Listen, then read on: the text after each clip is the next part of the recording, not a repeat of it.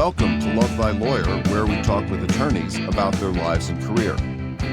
I'm your host, Louis Goodman. Today, we welcome Seth Morris to the podcast. Before entering private practice, Mr. Morris spent several years as a deputy public defender in Alameda County. He defended the rights of the accused against serious felony charges such as murder and robbery. Following his years as a public defender, he took his skills to the legendary criminal defense firm, the Cooper Firm. And since then, he has left that firm and founded Morris Law in Berkeley, California. He recently obtained a not guilty verdict on a charge of second-degree murder based on self-defense.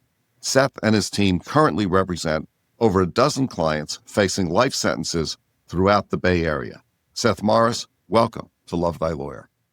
Thank you, Louis. I'm happy to be here. Thank you for hosting this wonderful podcast. I've enjoyed it over the years, and I'm very excited to be a guest on your show. I'm very happy that you are a guest on the show. Tell me, where are you speaking to us from right now? I'm speaking to you from Morris Law, which is located on Rose Street in the city of Berkeley, right at the edge of UC Berkeley's campus, sometimes called the Gourmet Ghetto. I'm about a block from Chez Panisse. At least you have someplace to go for lunch. Yeah, when I can afford it. Can you tell us what kind of practice that you have, in your words? Can you describe your practice? Yes, we have a practice where we defend people in state and federal court on all types of crimes, from low-level misdemeanors like DUI and domestic violence and bar fights to serious felonies, all the way including murder. We do robbery cases, we do sex crimes, and we do federal cases. So we represent just about everyone, just about everywhere in all 9 Bay Area counties and in the Northern District of California. How long have you been practicing criminal defense? I joined the Alameda County Public Defender's Office in April of 2008, and I was there until 2016 when I left to join Colin and Kellen Cooper at the Cooper Law offices, where I was for 5 years before I founded this firm in 2021. Given that it's now 2025, it's been about 18 years. Where are you from originally? I was born and raised in Los Angeles on the west side near UCLA. I went to Harvard Westlake, which is a prep school in North Hollywood, before I went to college in New York at Columbia. Now, that was a change, going from Los Angeles and some sunny skies and warm weather to Columbia, where the weather can be a little difficult in New York City. What was that like? You know, I have this internal contrast in myself because my mom is a dark-skinned, loud-mouthed New Yorker from the Bronx. And my dad is a blonde-haired, blue-eyed surfer boy from LA. And they met in Los Angeles, fell in love, got married, started a family. But my mom, when she raised me, believed that you couldn't become a man unless you spent some time in New York City. And so when I was growing up, she wanted and expected me to go to New York to get finished, which meant to get some hard edges, I think. And it was a big contrast, but I'm really glad I did it. I loved living in New York. And I was also equally happy to get out of there and come back to California after 4 years. When you graduated from college, you ultimately went to law school. Did you take some time off, or did you go straight through? I did. I did a program called Teach for America, which is part of AmeriCorps. And I taught 3rd grade in Compton for 2 years through that program, which was an incredible experience, a really eye-opening experience. And it actually shaped my life in a big way because it really got me thinking about the relationship between race, class, criminal justice, and what role I could play in helping people through what can be a very difficult setup in society, where people are sometimes deprived of opportunities and then expected to perform well once they become adults or once they enter society. Where did you ultimately go to law school? I came to UC Berkeley for law school. I went to Berkeley Law. I was there from 2003 and I graduated in 2006. Do you think having taken some time off between college and law school and then working as a teacher and working in fairly impoverished community, do you think that gave you some focus about what you wanted to do in law school? Absolutely. It did. And I think it's really valuable to work before law school. I think there's a big difference between the students at a law school between those who've had some experience in the real world and those who come straight from college. Funny thing is, my mom was upset that I wanted to do Teach for America. She thought I would get off track. She was worried I would become a hippie, to get a backpack and go to Europe and never come home. And so we had this, what ended up being one of our big fights of my life as I came out of college and said, this is something I want to do. And I said, I'm still going to go to law school, Mom, but I want to go do this first. And she would come down to the classrooms. I lived in LA. So we had never been to Compton growing up, but she came to Compton and did some model lessons, taught some art, taught some music. And she pulled me aside and said, this is unbelievable what you're doing. And I think this is going to make a big impact on your life. And when I went to apply to law school, I wrote on my application, I want to help people who are struggling. I want to do poverty law. I didn't really know that I wanted to do criminal law. I hadn't had the thought yet, but I knew I wanted to help impact communities that needed me most. This is a two-part question. When did you first realize that you wanted to be a lawyer? And then when did you decide, okay, I'm really going to fill out the applications and take the LSAT, spend the money, and actually apply? So as I mentioned, I grew up in a Jewish household where I only had two choices, to be a lawyer or a doctor. But I was always arguing with everyone at the dinner table, and it became 9 years old, 10 years old, the impact of a parent or parents saying, you'd be a great lawyer with all that, with your mouth. And so I had this idea when I was really young and at bar mitzvah age that I was going to go be a lawyer. I probably didn't know what it meant to be a lawyer other than what I saw on television. But before I started college, I thought I'd probably go to law school. When I was in college, I thought I'd probably go to law school. When I was a school teacher, I thought I'd probably go to law school. And then I did. So it's been something it formed in me very early. And I credit my mom for influencing me in that direction. That just happened to work for me. And it's been a good fit for me. It's been a great career. It's something I've enjoyed very much. So when did you decide to actually apply to law school? I applied to law school from Teach for America, second year as a teacher. It's a 2-year program. You can stay on and continue to teach. Truthfully, I thought it was just too hard. I thought being a school teacher was incredibly difficult. You're basically a social worker, a disciplinarian, you're a co-parent, and trying to be responsible for kids' lives and moving them forward in a place where maybe their parents were distracted and overwhelmed and the city didn't have a lot of help to offer them. I felt like, man, being a lawyer would be a lot easier than this. And the funny thing was, when I got to my first year of law school, it was like a break for me. Like 1L year, I was like, oh, you guys can't imagine what was happening last year in third grade at Compton. It was a lot harder than my first year of law school. So while I was teaching that, I decided to fill out the application. You said that certain TV shows influenced you to think about law. What was your legal TV show? Probably Law and Order. It's so ubiquitous on TV growing up. It still is. So many people in America watch Law and Order as a foundational education for the legal system. I hadn't actually reflected on, I don't know if you've ever thought about this, what defense lawyers look like in Law and Order. It's like universally, they're like a bumbling, poorly dressed person who kind of flops into court and flops their files on the floor, whereas the prosecutors are polished and ready to go. I probably didn't know what impact that would later have on me, but there's nothing like a story of someone catching the bad guy and then taking him to court and trying to bring in the witnesses, and then something goes sideways and it all happens in an hour. How awesome is that? I always loved that show. And I think for my brain, it was a way to understand what was happening when the police were pulling over someone or doing an investigation. And yet you decided to go to the defense side rather than the prosecution side.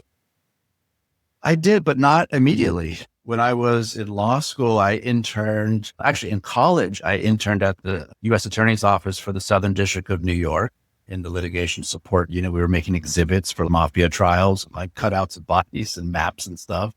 I interned at the LA City Attorney's Office, which is an office that does misdemeanor prosecutions in LA and like West LA.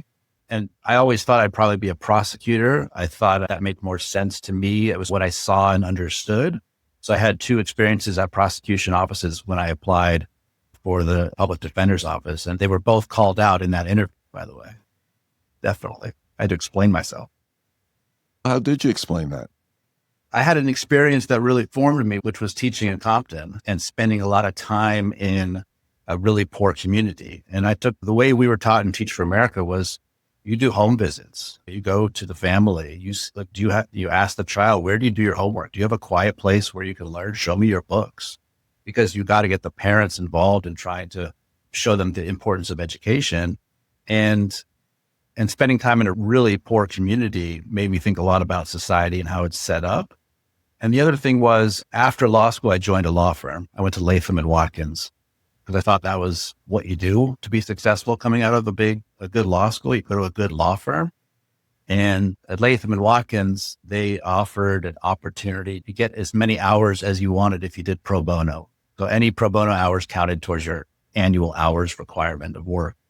And I did a lot of pro bono at Latham and Watkins. And one of the things I did was we did the Lawyers Committee for Civil Rights, which is a nonprofit in San Francisco. It takes firm lawyers and brings them into traffic court in San Francisco to defend homeless people against quality of life prosecutions. It was unbelievable.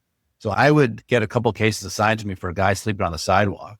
And I was at my desk at Latham and Watkins. I wasn't particularly inspired by the doc review that I was doing there.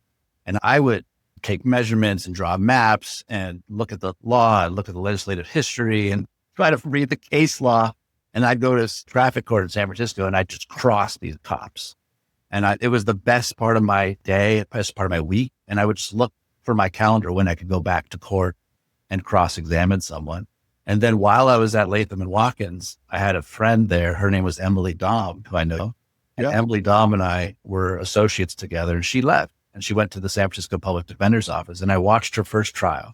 I went to a DUI trial that she did. And I couldn't believe that you could have a job where you could have that much fun.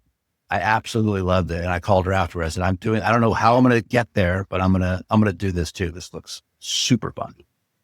What is it that you really like about practicing law? You've been doing it for a while. You're obviously a bright guy. You could do all kinds of things with your life and with your career, but you've chosen to be a lawyer. And what is it that you like about it? What keeps you as an attorney?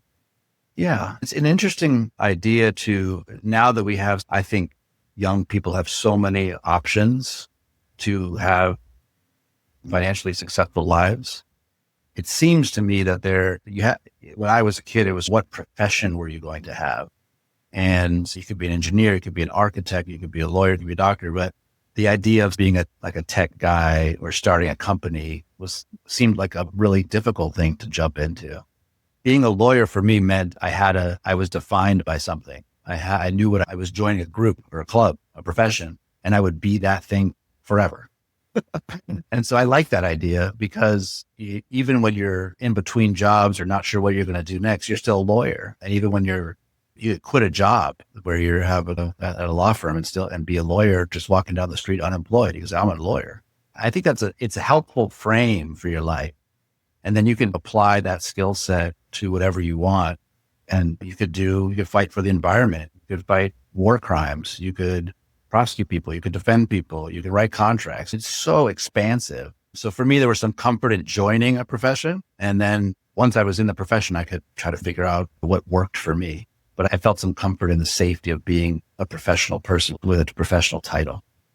So if a young person were just coming out of college thinking about a career, would you recommend the law? I've had a great career. I've really enjoyed it. And I would. I think there's a lot of, because you can do so many different things and because it's challenging, it can be hard.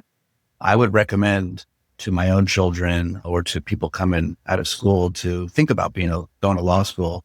And it's almost like in my own lifetime, it seems like people are less and less inclined to recommend it because it's hard and because maybe the pay is not as good as it used to be, or maybe because so many people want to go into business. But I've had a great career and I really enjoyed it. I like the challenge of trying to solve puzzles, trying to apply the law and a rubric to different sets of facts. Every day is a new day. Every day is a fun experience. What about the business of practicing law? For those of us who have come out of public offices, you came out of the Alameda County Public Defender's Office, I came out of the Alameda County District Attorney's Office, and then went into some sort of private practice. And I'm wondering what the business has been like, because for all attorneys, unless you're a public defender or a DA, there's a certain business aspect to being a lawyer and being part of a law firm or running a law firm or running a solo practice. And I'm just wondering how that business has gone for you. Yeah, it's a totally new challenge, which has been actually pretty exciting. And I'm lucky to be navigated well and been reasonably successful. But I had great mentorship. I could not be where I am now without Colin and Kellen Cooper and Penny Cooper. And I needed a landing spot to leave the public defender's office. The reason really I left was because I wanted to see what else was out there. So one of the things that happens inside public defender offices and DA's offices, which I'm sure you've experienced, is you just grow together. You start as a baby public defender, and then you fight with the same people, and you fight with the same people, and you fight with the same people. And then you're old and you're looking at each other. We've been doing this for 25, 30 years. And I was excited to maybe see what's happening at the county next door. But I didn't know anything about the business. And so Colin and Kellen and Penny taught me what it meant to be private practitioners. And also I spent a long time with them before I left to make sure I was comfortable, because when you're a public defender, you have often really negative feelings about the private bar. They're taking families' money and they're not doing a good job. And I didn't want to be a part of that. I don't want to be anywhere near that. And so I had to feel fully confident that the level of care and love and compassion and fight was going to be there. And I 100% found it with them. They were people who wanted to fight and would do anything for their clients and treated their clients like extensions of their own family. And they taught me that.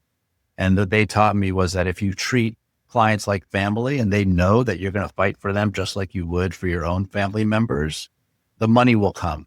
They will hire you. You just have to make that connection, and you have to be able to be consistent for everyone. Not this client, we're not going to fight hard. The next client will fight harder. Everyone has to get the fight. When you do that for enough years, you get a reputation. And when someone gets in trouble, they want someone who's going to fight for them no matter what. Is there anything that you know now that you really wished you'd known either before you got into law at all, or before you left the public defender's office and went into private practice, or before you left Cooper and opened your own firm? Is there anything that you wish you'd known that you know now? I think it's one of the things I loved about being a public defender is that there's zero profit motive. So it's a pure practice. You're there to help people, and you're not going to get more money if you can help someone better than the other guy. So you really are focused 100% on craft of defending someone. There can be really hard corrosive effects of money into that practice. And I think it's really important to think about that and the relationship between what happens when people are paying for a service and what they expect to get in return. The sad thing about our system, I think, is that public defenders are often fantastic and clients don't appreciate them. And sometimes clients appreciate private attorneys who are no good because they've paid them money. Yeah. And so that's been something that I think about every day. And I think about when a client comes in and says, "Oh, my public defender's not fighting for me," I stop them immediately. I say, "What are you talking about? Let's actually talk about what's happening. Maybe you don't feel like they're fighting for you. Maybe you can't see." And what I learned in a lot of those encounters is that it's really often about communication, that they don't understand what the public defender is doing for them and they can't appreciate it. Or they just absolutely do not buy the idea that if you don't pay someone, that they'll still fight for you hard. And some people are going to just pay a lawyer because they just don't believe the system could possibly work. And that's sad, but also those people, I don't want those people just to throw their money away. I want them to get good representation. But the tension between having to charge for your service and having to do a good job, and what happens when clients don't pay, or what happens when you want to help someone who doesn't have any money or doesn't have enough money, and how do you navigate all those issues? How do you give everyone equal time? Do you help the client who calls every day more than the client who never calls, even if they both have equally serious cases? It's all of these things. I sometimes think about a private defense as like a retail business. It's like we have the front, basically have a store on the corner. Come on in. What do you need? I got something at the back. So you have this sort of half retail aspect where people walk in and they want to feel good. They say, "Oh, I like this. It's a nice shop you got here." And then you got to also do the thing that you're offering. And you have this place in the community where people drive by and say, "Yeah, that's the guy who helped me last year or the year before." And one of the things I loved about being with the Coopers is that they had 25 years of clients coming back to them, representing a man and then his son and then his grandson over 30 years. That's incredible. And then when I started seeing people coming in and hugging them and picking them off the ground and saying, you've changed my life, something I wasn't getting a lot of the public defender's office. I said, wow, you're making an impact on a family and a community that is maybe monumental to the shape of their lives, that you're actually become part of their family, which is really attractive to me. I really like that. And that's something that I think I've said, I've endeavored to try to build those relationships in this practice. Two-part question again, and you could answer either or both of these or combine it into one answer, but what do you think is the best advice you've ever received? And, or what advice would you give to a young attorney just starting out in practice? I went to Penny Cooper when I was thinking about leaving the public defender's office and asked her, I said, I love this job. I have friends here. I do good work. I'm well respected. Tell me why I should consider leaving. And she said something interesting, which has stuck with me over the years, which is, you should only leave if you think you need to leave to fulfill your own ambition. What do you want to do? Who do you want to be? If you can do that in the public defender's office, great. You can be the best public defender in town, and that's fantastic. If you want to get a call in the middle of the night from someone who's in the town next door, the county across the bridge, and they need your help right now, and you want to jump and help that family, you can't do that from the public defender's office. And so who do you want? Where do you want this? Where do you want to be? And that's something where I think I could be a very happy lifelong public defender. I think about that job every day. I think it's a fantastic job. And also I felt the challenge of seeing what I could do next door with a DA I've never met, the judge who doesn't know me. When I first showed up to felony trial call in Contra Costa County after being in Alameda County for 9 years, and they said, I walked in and I said, where are the DAs? I talked to the public defender. I said, where are the DAs? They said, oh, they're over there. I said, oh, I'm going to go talk to the DA in my case. And they said, what?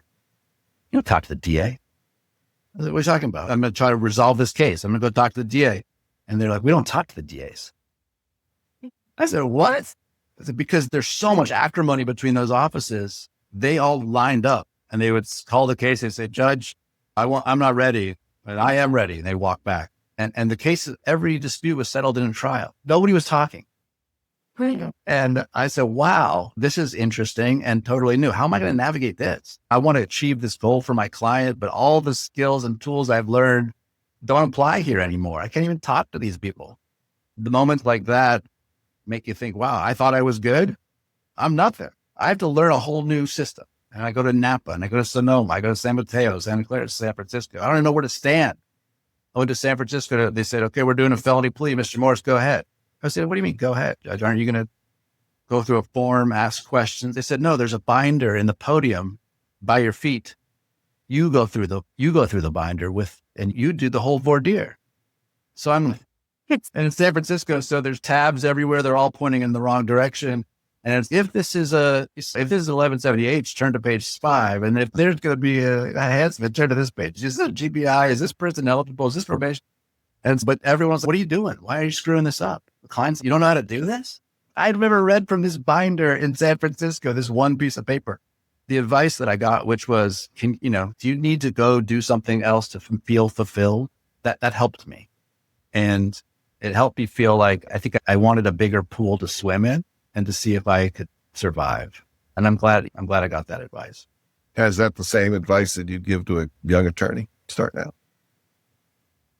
I think my advice to a young attorney is to talk about the marathon versus the sprint, that you have to be good to yourself in order to survive what's going to be a lot of pressure, a lot of stress, and a lot of challenges. And I got that advice early on. My first boss at the public defender's office was Bob Shipway. I still play basketball with Bob Shipway every Sunday. And he would come up to me and say, Seth, you haven't taken a vacation. It's been 2 years. I think it's time to go home. What are you doing? And I said, I'm fine. I'm going to keep going. He's like, I want to see you here in 5 years. You got to start picking time off. You got to start. Maybe you need a sick day. Maybe you have a tickle in your throat. I said, I'm fine. Just get out of here. And the message in that office, which is a fantastically healthy place in that time, was we're not here to see whether you can burn out in a year or two. We're here to see, are you going to be Richard Foxall? Are you going to be able, like Bob Mertens? Are you going to be someone who could give 25, 30 years? And that's the same advice I would give to someone starting out, saying, this is not we don't want to see what you can prove and whether you can burn out. We want to see whether you can develop skills and coping mechanisms to get through hard times and to go the distance in this type of work. And that applies for any type of law. It's always hard and it's always going to be a challenge. And are you going to be able to pace yourself? Are you going to be able to get there? Or are you going to think you're all that and do something crazy and burn out or fizzle? We see so many issues with lawyers that have addiction issues or alcohol issues or just can't do it over a long period of time. And I think teaching young lawyers to plan for a long haul is something that's really useful. Would you ever see yourself going back into a public defender's office? Probably not, because I like, first of all, being in charge of my own life. That's a big thing too. When I left, Brendan had announced that they were opening the East County Hall of Justice and they were going to start 5-year rotations into Dublin. And I live in Berkeley. And I said, 5 years in Dublin? I've got a little baby, got having kids, 5 years in Dublin. And that helped me think about, do I want to decide when I go to Dublin or how long I go to Dublin or when, for how many years? Or do I want someone else to decide for me? I went everywhere. I went to Hayward, I went to Fremont, I went to Pleasanton, we used to have a little Pleasanton courthouse. I wanted to do felony trials in Oakland, and Bob Shipley said, we need you in Pleasanton, Seth. I said, you don't need me in Pleasanton. Nothing's happening in Pleasanton. They said, we need you to go out there and pull time and do some no time waivers and really start change the culture out there. I said, I don't. But I went, and Barbara Dickinson was my boss. We had 4 lawyers in the office, and we started pulling time on all these cases, and the DAs were pulling their hair out. But I didn't want to be in Pleasanton for a year or two. I didn't want to go to Fremont and say, oh, you got to go to Fremont now and have half-day misdemeanor trials. Do that. Being in charge of your own destiny is a big thing. I think once you have your own business and I can go where I want to go, generally speaking, each day, it would be hard to give up that freedom. Do you think the legal system is fair? No, I don't think it's fair. And I think we have a legal system because we know society is not fair. So we're trying to get to fairness. So we set up rules and we set up due process and we set up law, statutes, the Constitution in order to try to create some fairness, knowing that if you leave everyone to their own devices, you're going to get some really unfair results. The legal system's unfair mostly because the whole setup for society is unfair in a lot of regards. And we see this in the public defender's office and also my own clients who didn't really have a chance in the world of education or employment or job training or healthcare or housing, and lived in a neighborhood that was tough, and members of their family were arrested and prosecuted and sent away, raised by single mothers. And then when they become 17, 18, 19, 20, we say, hey, why are you screwing up? We've got to put you in jail now. And it's not fair. It doesn't make sense. It's like, we know that if you deplete an area of resources, you're going to get people who make bad decisions. And so we in society have developed this massive, I think of the society as like a human body. We have this one really big arm with all these muscles on it, and everything else is weak and depleted. And the big arm is law enforcement, the prisons, police department. They always have the shiny cars, the newest weapons. We have plenty of prisons. We don't have enough schools. And so is that a fair setup? Because we come down really hard on young men, especially young men of color who make bad decisions when their brain is still developing and they probably didn't get a good education and didn't have a lot of stability in their life. That's not fair. And that whole setup's not fair.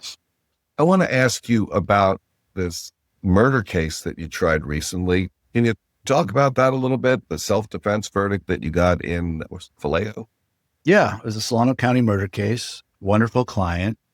It was a disagreement in a driveway outside of a party where my client had purportedly offended a woman who went inside the party and told everyone what a piece of work he was and how offensive he was. And one of the people she told was her boyfriend. And her boyfriend, my belief is, came out to confront him. And client had to go to his car and get a gun. And they ended up, interestingly, client holding the guy at gunpoint and walking him out. And as the guy got to his car, the factual dispute was whether or not the guy turned and lifted a gun and tried to kill client. And client said he did. And the DA said he didn't. And it was 5 shots. A lot of them went into the back or the flank. And then the victim went off to the hospital and client fled the scene. The police chased client to see a gun fly out the window. Client said it was self-defense from day one. I took the case over from another private attorney who did a 9-day prelim on the case. And then the client wanted to go pretty fast. And about 6 months into the case, 6 months after arrest, we got DNA results from a gun that was dumped on the way to the hospital that we believe the victim threw out the window. And that gun had DNA on the grip, on the slide, and on the trigger that belonged to the victim. So we had a dumped gun with DNA on the trigger, which was a very nice fact. And it also turned out that the victim was a documented Norteño. And so the first time in my career, I called a gang expert for the defense, a Vacaville sergeant who knew this guy his whole life since he was 16 and testified for 2 hours about all the acts of violence he had committed. And it was very interesting because I had a great judge, Judge Brian Kim, who came out of the DA's office and this was his first murder trial as a judge. I had a very good, hardworking DA, but the facts were hard for him. And coming from Alameda County, I kept saying, why is this case going? Why don't we just deal this case? You obviously have problems. Your witnesses have credibility issues. You have a Norteño as a victim. You have a dumped gun. What am I missing here? Yeah. And that's an Alameda County mindset because they're looking at me like I'm crazy. They said, what are you talking about? And they said, your guy could take something in the high teens if he wanted. My client, what are you talking about? High teens. So we went to trial. I called a fight or flight expert. We had some crime scene reconstruction stuff. DNA was all stipulated to, ballistics was all stipulated to. And client testified. And he never testified before. He was scared out of his mind.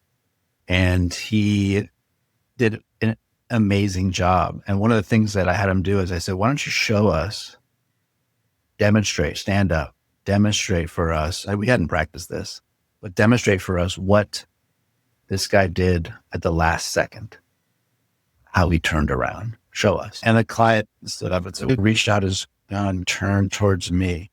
And I said, do it again, but do it as fast as it actually happened. And he stood up and he went around. And the jury went, hey. Because it's this moment where if a guy's going to pull a gun that fast, what are you going to do? What are you going to do? He said, and then I just pulled the trigger. I didn't know where I was going to hit. I just knew I was about to die. And it was a trial where the client didn't know the gang stuff. In 1103, the client didn't know that he was a gang member, but he knew that he was armed and he had been in Vallejo long enough to know when that guy turns, it's either you or him. And he did an unbelievable job. The jury came back not guilty on a first, second, and manslaughter. And he came home that night. Wow. Unbelievable. Yeah. I'm going to shift gears here a little bit, Seth. Tell me, what sort of things do you like to do when you're not practicing law? Yeah, I'm trying to develop more hobbies that are completely analog. I think that's really important for the human brain to get off phones and screens and have analog experiences. I love basketball. I play basketball once a week with Chuck Denton and Bob Shipway and some public defenders in a game that started in 1984 in San Francisco and has been going on the same morning every weekend for 30, 40 years. I like them because they're older than me, so I'm not the oldest guy in the court. I have a classic car that I love. I have a 1960 Austin Healey, a Bug-Eye Sprite, which has no computers, which has drum brakes, no radio, doesn't even have exterior door handles. They're such simple cars. And I love not having a radio, not having my phone, and going for a drive and having the experience of what it must have been like to drive in the 50s or 60s when you're just getting dust in your teeth. There's something about that. I have 3 kids. I have a 12-year-old girl, a 10-year-old boy, and a 2.5-year-old girl, a little baby girl. And I love them more than anything. I pour myself into them and they pour themselves into me. So I try to spend as much time with them and try to get them to do analog things because I think we need that right now more than ever. Let's say that you came into some real money. Let's say you came into $3 or $4 billion. What, if anything, would you do differently in your life? You're the one who made me think about this question and when I first heard it. And I've listened to your podcast in funny settings. I once listened to, I think, the Matt Dalton episode going on a hike, and I was out of water and I was at the top of this hill and it was hot. And Matt was trying to think of this answer. And sometimes when you're in these strained places, you think about things in different ways and the memories stay with you. And I've always thought that I've tried to live my life such that it would be the same if I had no money or tons of money. I'm trying to do things that I love doing. And one of the worries that I had when I went to private practice was I have like I don't want to say it's a Jewish business sense, but like a little bit. My dad is a small business owner. My mom is very money oriented. And so I have a way, I feel good about running the business. And one of the things I was worried about is that I would become obsessed with how much money I could make or how much I could charge. And being a public defender, I was like, I don't want to do that. I don't want to spend my days thinking about, can I make this much money this year? So I try to make enough money to be happy and provide for my family and set them up in a way that they can live happy lives.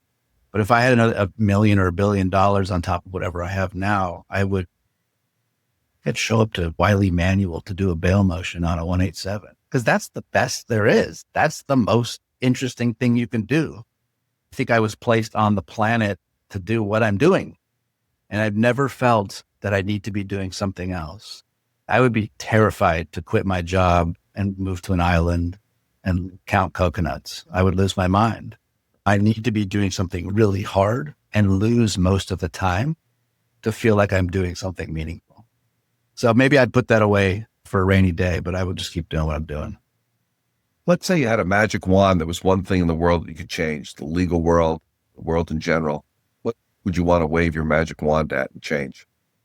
There's so much suffering in the world, and it would be very nice if we could see everyone fulfill their own ambition and their own desires by just meeting everyone's basic needs. There's a philosopher at Princeton whose name is Peter Singer, who talks about the moral imperative to give until you are as poor as the poorest person on earth. If everyone gave of themselves to the poorest people on earth, eventually there'd be an equilibrium and everyone would be fine. And so what could we do to just get people so they aren't starved of their basic necessities and they can actually live a happy life, meeting people's basic needs around the world, food, shelter, everything else. And then our own in America. When I joined Teach for America, they're like, this is like Peace Corps at home. There are people in our own country who are living on the streets, who don't have money for food, who can't find a place to sleep at night. They're vulnerable.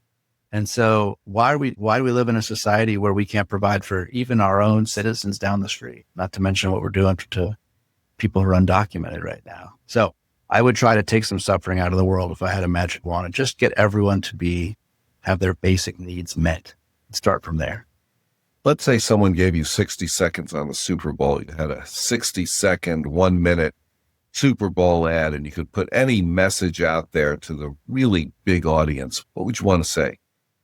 I wouldn't be any good on that ad. I'd freeze. No, I think we're losing sight of kindness. We're losing sight of joy.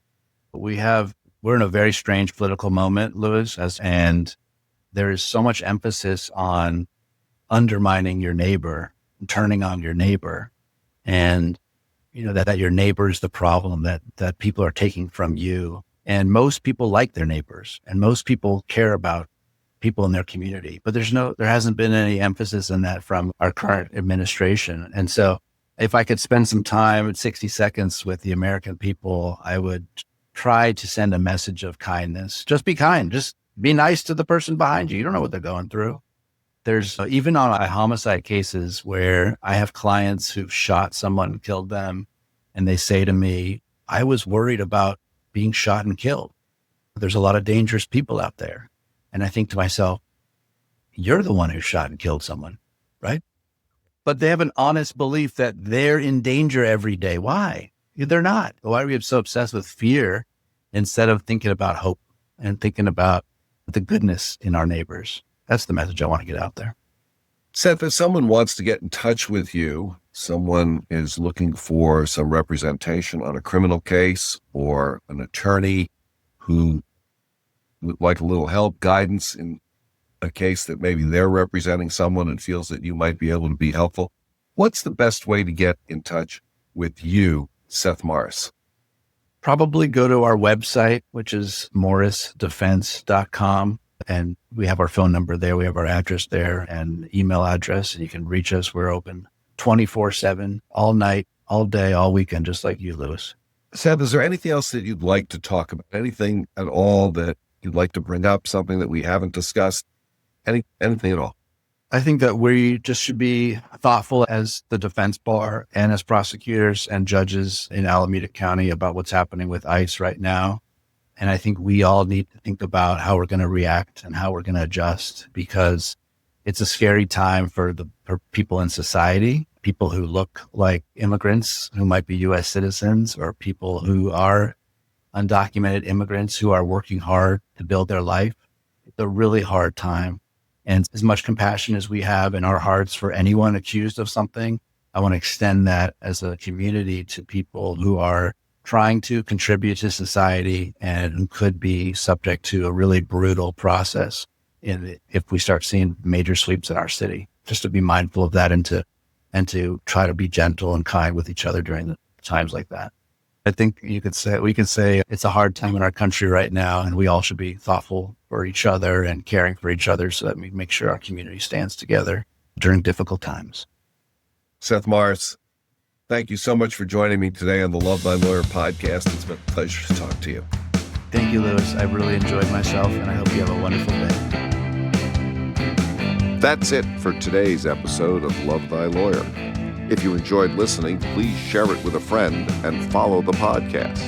If you have comments or suggestions, send me an email. Take a look at our website at lovethylawyer.com, where you can find all of our episodes, transcripts, photographs, and information. Thanks to my guests, and to Joel Katz for music, Brian Matheson for technical support, Paul Roberts for social media, and Tracy Harvey. I'm Lewis Goodman.